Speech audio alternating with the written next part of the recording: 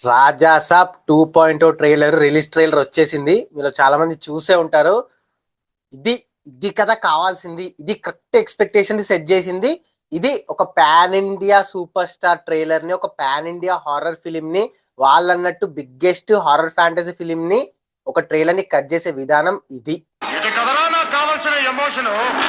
First frame నుంచి, first cut నుంచి ఏదైతే చెప్పాలనుకున్నారో స్టోరీ రివిలేషన్ కానీ, విజువల్స్ కానీ, ఒక స్టార్ హీరో, ఒక పాన్ ఇండియా స్టార్ ని చూపించే విధానం కానీ అన్ని బ్యాలెన్స్ చేసుకుంటూ పోయారు. తమనన్న డ్యూటీ కూడా బాగా చేశాడు. స్లోగా ఎలివేట్ అయింది. Scene to scene, frame to frame బాగా కట్ చేశారు. అండ్ ఒక రకంగా మనం కూడా ఎక్స్పెక్టేషన్స్ తక్కువలో పెట్టుకున్నాం. టీజర్ వచ్చింది, ట్రైలర్ వచ్చింది, పెద్దగా అంత బిల్డప్ ఇవ్వలేకపోయారు ఒక హారర్ ఫిలిం ని. మారుతి గ్యాప్ తర్వాత ప్రభాస్ హారర్ ఫిలిం లో కాబట్టి ఎక్స్పెక్టేషన్స్ అప్పటి నుంచి ఎక్కువ ఉండే కాబట్టి అవి మ్యాచ్ చేయలేకపోయినాయి. ఇప్పుడు మన ఎక్స్పెక్టేషన్స్ కిందికి వెళ్ళిపోయినాయి కాబట్టి వాళ్ళు ఇక్కడికున్నా కూడా మనని మించిపోయారు వాళ్ళ ఎక్స్పెక్టేషన్స్. సో అది కూడా ఒక పాయింట్ ప్లస్ అవ్వడం ఈ ట్రైలర్ కి. బట్ ఏదైతే నాకు నచ్చిన 3 పాయింట్స్ ఏంటంటే, ఫస్ట్ థింగ్ విజువల్స్ ఖచ్చితంగా కరెక్ట్ చేశారు, టైం తీసుకొని కరెక్ట్ చేశారు. ఎందుకంటే కొంచెం ఆ విఎఫ్ఎక్స్ కి, ఆ కలర్ గ్రేడింగ్ కి కొంచెం నెగిటివ్ రెస్పాన్స్ వచ్చింది కాబట్టి దాని మీద కొంచెం కేర్ తీసుకున్నారు, అది కనిపించింది. సెకండ్ పాయింట్, ప్రభాస్ అన్నని లైక్ కొంచెం క్రింజ్ గా చూపించారేమో అనిపించింది సాంగ్ లో కానీ, ముందు ట్రైలర్స్ లో కానీ. బట్ ఇక్కడ సెట్ అయ్యాడు ప్రభాస్ ఖచ్చితంగా. లాస్ట్ షాట్ అయితే జోకరు అమ్మ, అసలు నాకు ఆ సీన్ థియేటర్ లో ఊచకోత ఎట్లుంటే ఊహించుకుంటుంటేనే మస్తు అనిపిస్తుంది. సో అదొకటి నచ్చింది. అండ్ ఇంకో పాయింట్ ఏంటంటే, ఒక రకంగా మారుతి నుంచి మనం ఎక్స్పెక్ట్ చేసేది చాలా తక్కువ. ఒక స్టార్ డైరెక్టర్ కాదు, ఒక నార్మల్ డైరెక్టర్ కూడా కాదు, లైక్ ఇప్పుడు ఒక మీడియం రేంజ్ డైరెక్టర్ కూడా కాదు. ఒకప్పుడు ఉండేటోడేమో, ఇప్పుడైతే కాదు. సో ఆయన నుంచి మనం ఎక్స్పెక్ట్ చేసేది ఏంది? ఏదో నార్మల్ ఇంతకుముందు ఏదో హారర్ ఫిల్మ్స్, కామెడీ ఫిల్మ్స్ తీసిండు, అదే రకంగా ఉంటది కొట్టుడు అనుకున్నాం. కానీ ఏం పెద్దగానే అనిపిస్తుంది. ఆ స్టోరీ మేకింగ్ కానీ, విఎఫ్ఎక్స్ కానీ, ఆయనకల్ ఉన్న బ్యాక్ స్టోరీ అదంతా కొంచెం గట్టిగానే ఏదో తీయాలి, ప్రభాస్ అన్నతో ఒక సినిమా తీయాలి, పాన్ ఇండియా స్టార్ తో ఏదో ఛాన్స్ వచ్చేసింది కొట్టేసేయాలి అన్నట్టు కాకుండా ఏదో గట్టిగానే ఏం చేశాడు, ఇంపాక్ట్ పడేటట్టే అనిపిస్తుంది నాకైతే. అబ్బా Sairam. And more over Prabhas అన్న చాలా మంచి, అంటే లైక్ ఒక పర్ఫార్మెన్స్ బేస్డ్ రోల్ తీసుకున్నాడు చాలా గ్యాప్ కి.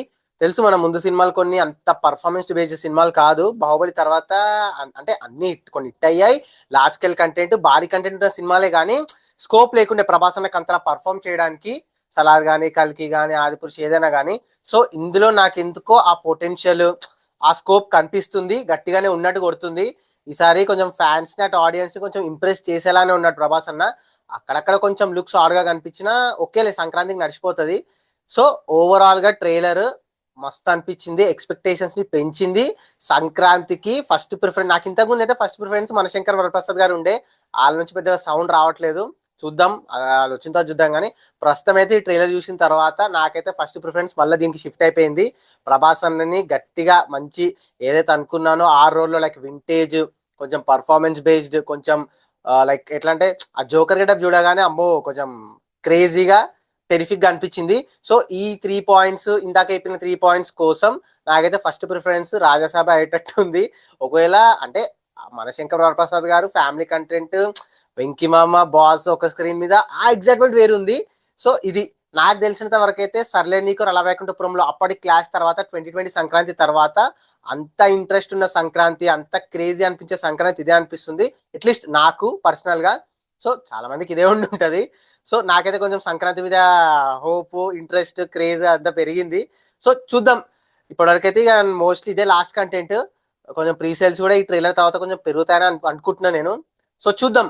నాకైతే క్రేజీ అనిపించిన ట్రైలర్, మీకు కూడా అదే అనిపించింది అనుకుంటా. ఏదో మీకు ఎలా అనిపించింది, మీ ఒపీనియన్ ఎలా ఉంది, మీ ఎక్స్పెక్టేషన్స్ పెంచిందా తగ్గించిందా ట్రైలర్ అని మాతో షేర్ చేసుకోండి. మళ్ళీ రాజాసాబ్ వీడియోస్ వస్తానే ఉంటాయి. టార్గెట్స్ పైన ఒక వీడియో చేద్దాం, బిజినెస్ పైన ఒక వీడియో చేద్దాం అన్నట్టు. నైజాంలో 90 crore అంట బిజినెస్.